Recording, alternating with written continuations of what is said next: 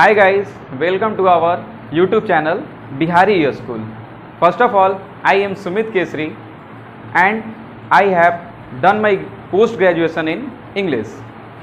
Now I am preparing for competitive exams.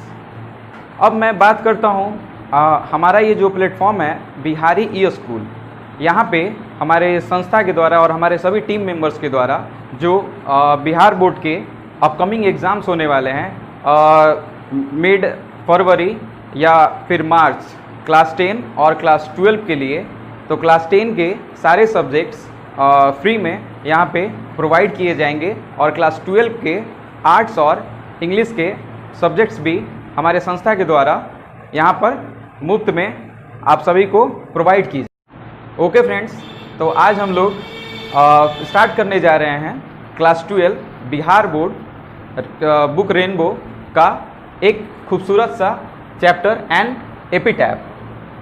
एपिटैफ। First of all हम लोग बात करते हैं इस चैप्टर का जो शीर्षक है एन एपिटैफ। एपिटैफ का मतलब क्या होता है?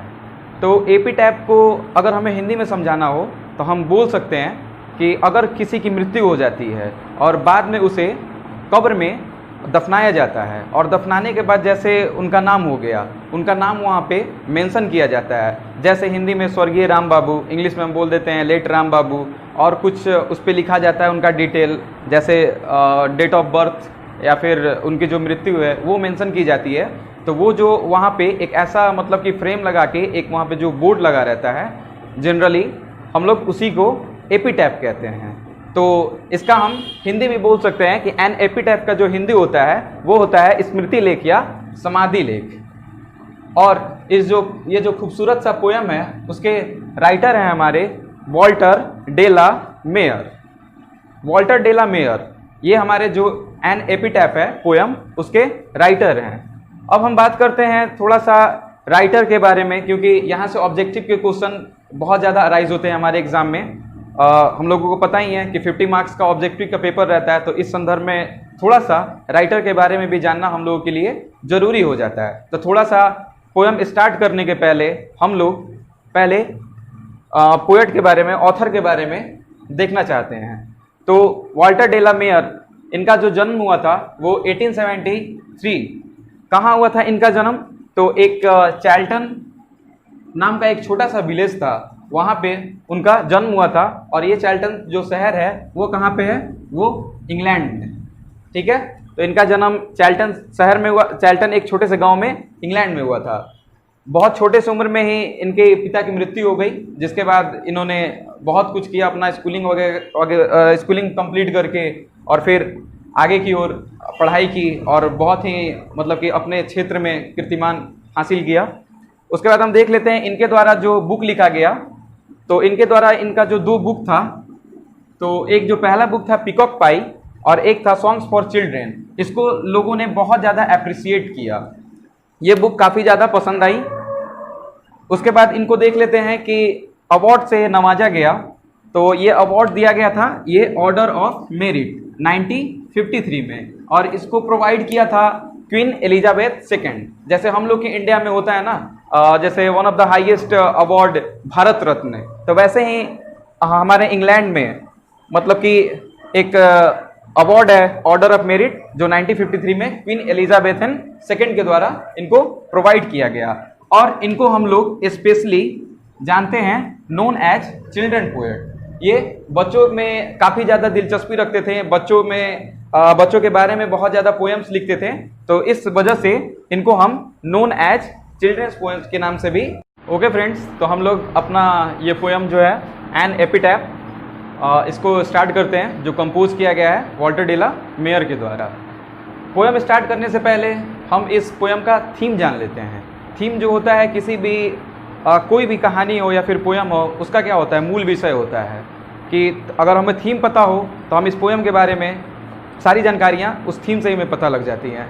तो यहाँ पे जो हमारे पोएट हैं उन्होंने जो भौतिकता है जीवन में उसको क्या किया है? उसको नकारा है और बताया है कि जितने भी जीवन की जो भौतिकता होती हैं, जैसे सुंदरता, वो एक ना एक दिन नष्ट हो जाती है और हमारे द्वारा जो किए गए कर्म हैं उनके द्वारा लोग हमें याद करते हैं। तो इसका बहुत ही मतलब कि हमारे लाइफ में जीता जागता उदाहरण है, जैसे APJ Abdul Kalam sir, Vivekananda sir. तो उनकी सुंदरता की वजह से उनको नहीं जाना जाता है, बल्कि उनके द्वारा जो कर्म किए गए हैं उनकी वजह से उन्हें आज भी याद किया जाता है। तो हम लोग अपना पोएम स्टार्ट करते हैं, एन एपिटैफ। पोएम में तो वैसे 7 ही लाइन था, लेकिन थोड़ा सा जो लिखने में प्रॉब्लम हो गया है, इसकी वजह से मैंने थोड़ा सा पोएम को 1 लाइन जो है और क्या एक्सटेंड कर दिया है। तो हम लोग अपना पोएम स्टार्ट करते हैं। तो इसमें जो पोएट हैं वो इस एक महिला के बारे में बात करते हैं, जो महिला मर चुकी है और उसे कब्र में दफनाया गया है। तो पोएट उसी की याद में यह पोएम डेडिकेट कर रहे हैं उस महिला को, और उसके कब्र के पास खड़े होके वो बता रहे हैं, here lies a most beautiful lady.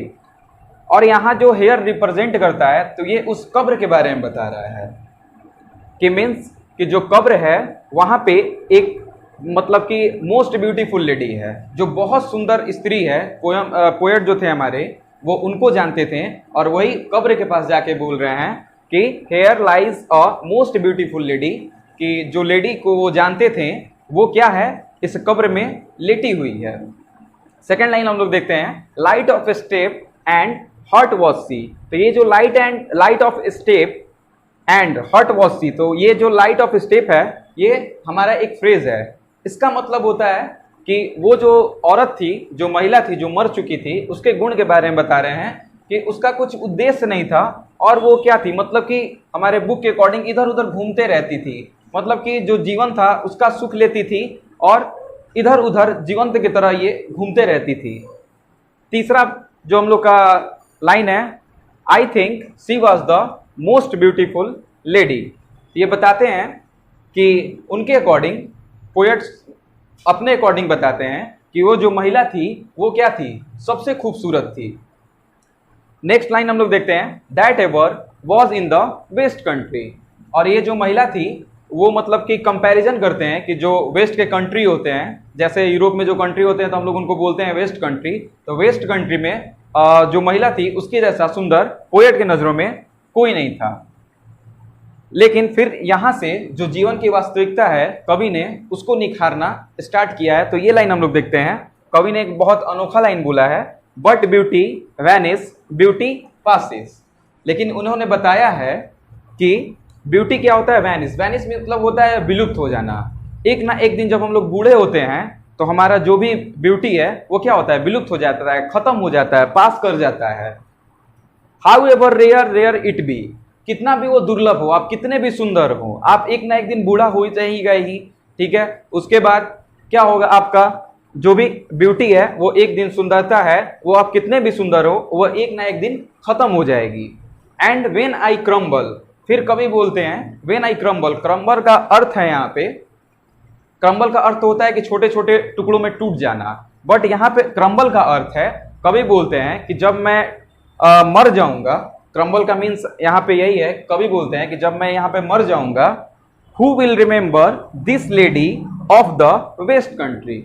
मतलब कि फिर कौन याद करेगा इस लेडी को, क्योंकि इसने तो कुछ अच्छा काम किया नहीं है, ये तो सुंदर थी।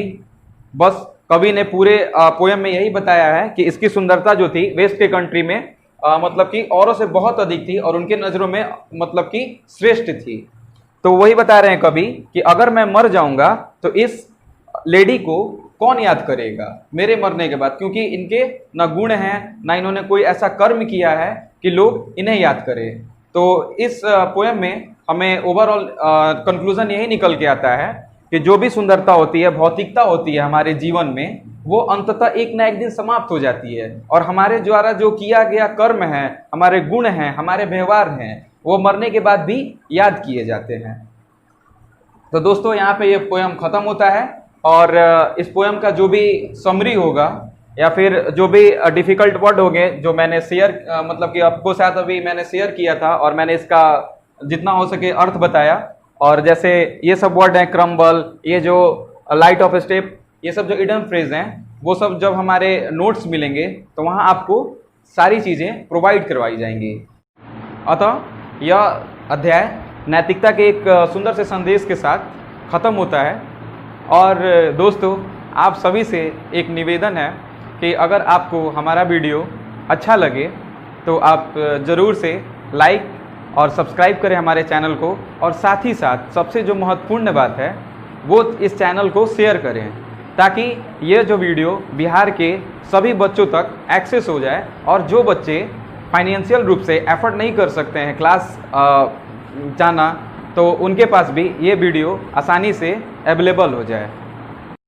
अंततः इस लेसन से रिलेटेड अगर आपके मन में कोई भी क्वेरी हो तो आप हमें बता सकते हैं, और अगर आपको पढ़ाने का तरीका हमारा अच्छा लग रहा हो या आपका कोई सजेशन हो तो आप हमारे कमेंट सेक्शन में हमें बता सकते हैं, हमसे बातें कर सकते हैं। आज के लिए इतना ही, धन्यवाद।